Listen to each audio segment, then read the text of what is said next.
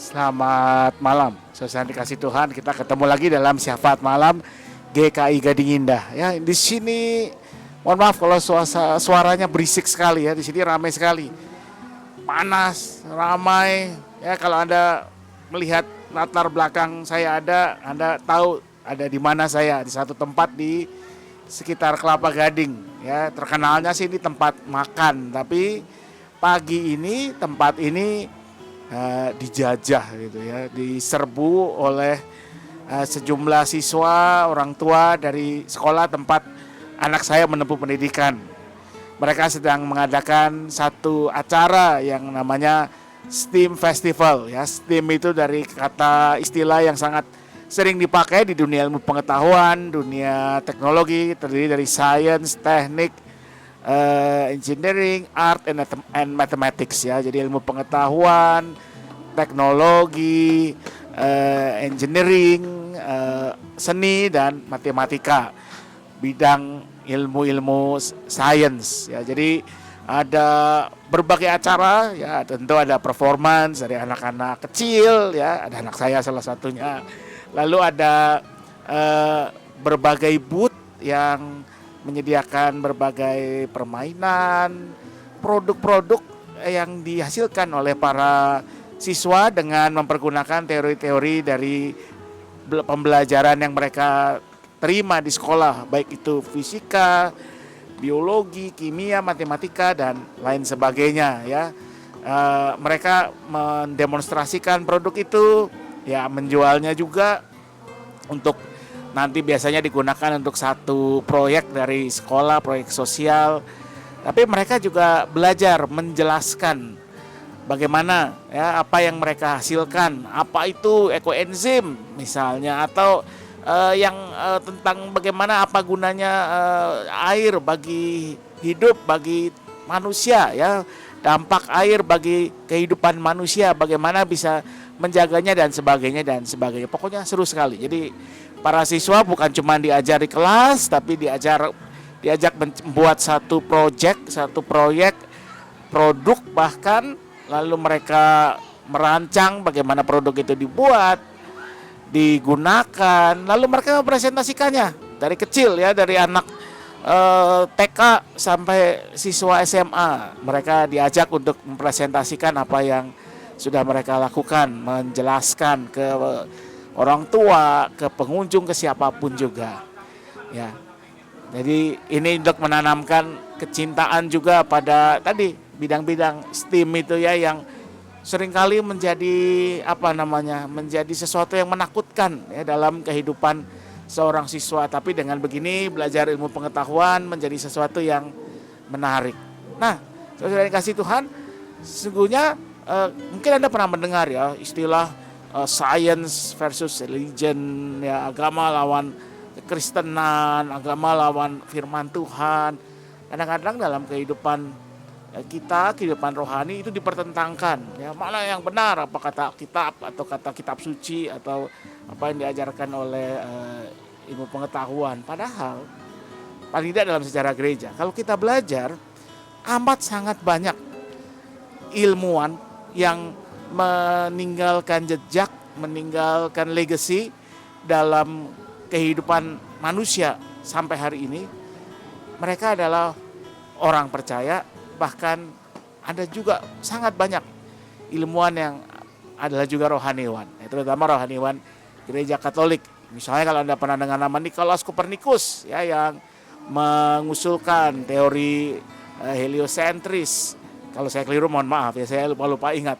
Lalu ada yang nama Roger Bacon. Roger Bacon itu adalah orang yang menginisiasi, yang kemudian di dunia barat yang mempopulerkan yang namanya metode saintifik, metode ilmiah yang masih sampai sekarang digunakan. Dia juga seorang friar ya, seorang biarawan Katolik, biarawan Kristen. Waktu itu belum ada Katolik Protestan ya, biarawan gereja.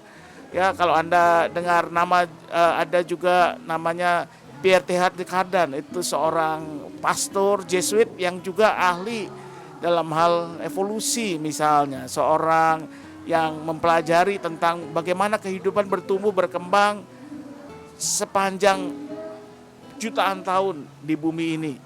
Lalu ada nama misalnya George Lemaitre yang seorang pastor juga yang kontribusinya sangat kuat dalam bidang astronomi, ya, dalam bidang-bidang yang kalau Anda nonton film misalnya Interstellar tentang penjelajahan bintang dan yang lain-lain, di situ ada jejak-jejak dari pemikiran George Lemaitre. Jadi dari dulu ilmu pengetahuan tidak bisa lepas dari iman, dari agama. Kenapa? Karena ilmu pengetahuan juga adalah cara manusia membaca alam ini. Cara kita memahami karya Tuhan lewat alam semesta ini. Dan lebih penting cara kita menangkap maksud dari karya Tuhan ini. Supaya kita bisa belajar. Ya, seperti tadi dalam pameran-pameran itu mereka mendemonstrasikan misal tentang renewable energy, energi yang terbarukan. Dengan angin, dengan sinar matahari, dengan air. Supaya kita belajar bagaimana kehidupan manusia tidak tergantung pada energi-energi yang tidak terbarukan, energi fosil, energi yang kotor, tapi bagaimana kita bisa mengejar energi yang lebih bersih, lebih sustainable, lebih bisa berkelanjutan, lebih aman. Semua adalah cara kita memahami bagaimana Tuhan mau kita berperan untuk menjaga kehidupan di bumi ini. Alam ciptaan ini, seperti yang dikatakan di kitab Kejadian tentunya. Kita manusia itu diberi tugas sebagai steward dari alam ini. Dan semua ini juga kita lakukan dengan menggunakan otak, pikiran yang tentunya adalah anugerah Tuhan. Kalau kita mempertentangkan secara ekstrim, bahkan mengatakan udahlah nggak usah lagi ilmu pengetahuan, penting firman Tuhan. Jangan lupa firman Tuhan harus dimengerti dengan menggunakan otak kita, dengan pikiran kita.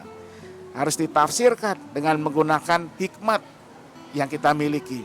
Jadi sebetulnya sama saja. Saya ingat guru saya selalu mengatakan dulu, salah satu guru saya mengatakan bahwa baik kitab suci maupun ilmu pengetahuan adalah dua bahasa yang berbeda yang bisa digunakan manusia untuk mengerti kehendak Tuhan dan untuk memahami apa yang harus kita lakukan di dunia ini. Jadi bagaimana kita menggunakannya, itu yang penting. Tentu kita dasari semuanya dengan rasa takjub, hormat, takut dan gentar dalam artian yang positif kepada Tuhan. Seperti kata Amsal, takut akan Tuhan adalah permulaan pengetahuan. Dan itu yang diwujudkan lewat kegiatan ini. Sekolah tempat anak saya bersekolah ini punya warna kekristenan yang amat sangat kental, sangat kuat. Bahkan menurut saya kadang-kadang sangat fanatik. Tapi yang menarik tidak ada pelajaran agama. Karena materi pengajaran tentang iman meresap ke dalam semua pembelajaran termasuk pembelajaran STEAM ini. Science, Teknik, Engineering, Art, Mathematics.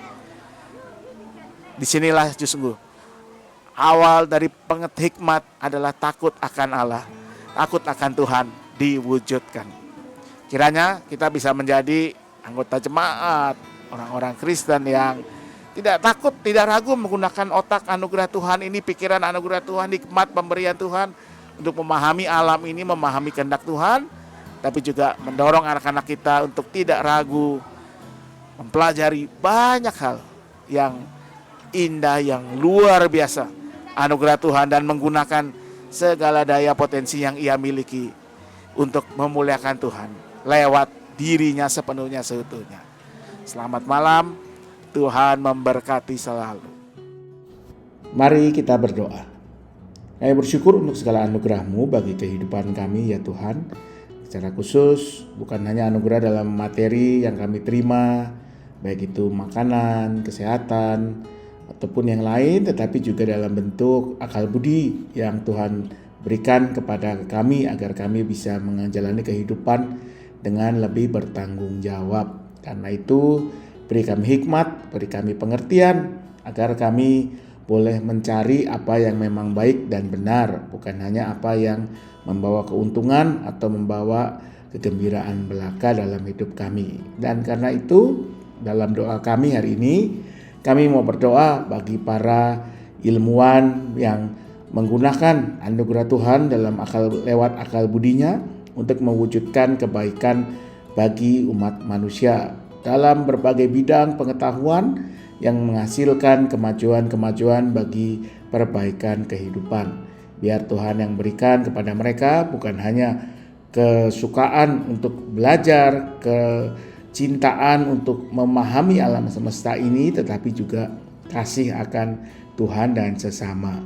Kami mau berdoa juga untuk para pendidik, khususnya para pendidik-pendidik Kristiani, agar mereka boleh melakukan tugasnya mendidik para siswa, para murid, bukan hanya demi pemenuhan nilai, bukan hanya demi target atau nama baik, nama besar institusi pendidikan, tetapi lebih daripada itu sebagai perpanjangan tangan Tuhan untuk mendampingi pertumbuhan diri, pertumbuhan pribadi, perkembangan diri dan kemampuan para murid, para naradidik, bukan hanya secara kognitif tetapi juga secara personal, secara spiritual, agar para murid yang mereka didik pada waktunya akan menjadi orang-orang yang membawa kegembiraan, membawa berkat, membawa kemajuan bagi kehidupan umat manusia, bahkan seluruh ciptaan. Kami mau berdoa untuk keluarga-keluarga dengan berbagai pergumulan mereka. Berikanlah apa yang baik, apa yang mereka butuhkan, baik itu materi maupun non-materi, kekuatan, kesehatan, kasih, sukacita, segala yang diperlukan. Kami serahkan diri kami dalam istirahat kami malam hari ini sepenuhnya, seutuhnya hanya dalam satu nama, Yesus Kristus, Tuhan dan Juru Selamat kami yang hidup. Amin.